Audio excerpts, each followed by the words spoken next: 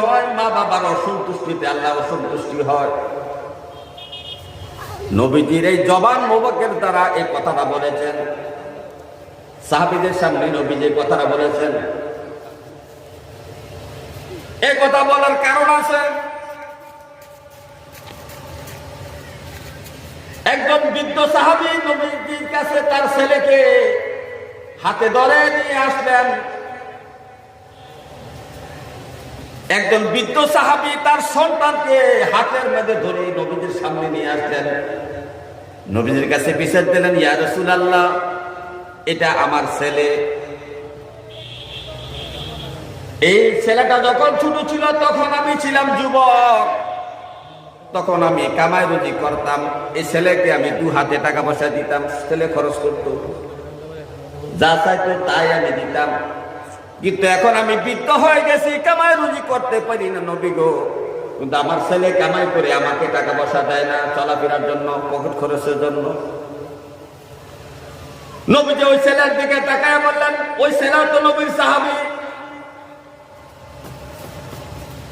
হে সন্তান শোনো, আনতা ওয়া মালুকা ওয়া লি আবিকা, তুমি এবং তোমার সম্পদ তোমার বাবা মা। তুমি এবং তোমার সম্পদ, তুমি এবং তোমার সম্পদ কার? বাবা মা।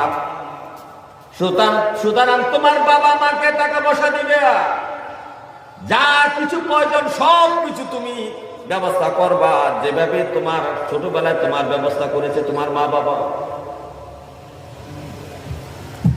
হযরত আবু হুরায়রা রাদিয়াল্লাহু তাআলা আনহু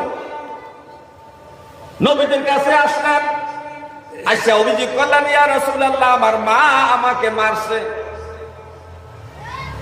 আবু হুরায়রা 20-22 বছরের যুবক। আবু হুরায়রা ইসলাম ধর্ম গ্রহণ করেছেন, মা কিন্তু ইসলাম ধর্ম গ্রহণ করেন নাই। ইসলাম ধর্ম গ্রহণ করার কারণে মার কাছে আবু হুরায়রা ঘৃণার পাত্র হয়ে গিয়েছে। আবু হুরায়রা মার কাছে গেলে মা তাকে ধরে মারে। একদিন, 2 দিন, অনেক দিন ধরে মারলেন। একদিন সহ্য করতে না পারা নবীদের কাছে দৌড়ে এসে বিচার দিলেন, ইয়া রাসূলুল্লাহ, আমার মা আমাকে মারছে। এতটুকু আবু হুরায়রা নবীর কাছে কান্না করে করে বললেন, ইয়া রাসূলুল্লাহ, আমার মা আমাকে মারছে। আবার নবী সাধারণ কোন ঘটনা রাগান্বিত হন না, কিন্তু আবু হুরায়রার এই কথা শুনে রাগান্বিত হয়ে গেলেন। নবীজি উচ্চ কণ্ঠে আওয়াজ দিয়ে বলে, এ আবু হুরায়রা, তোমার কত বড় সাহস!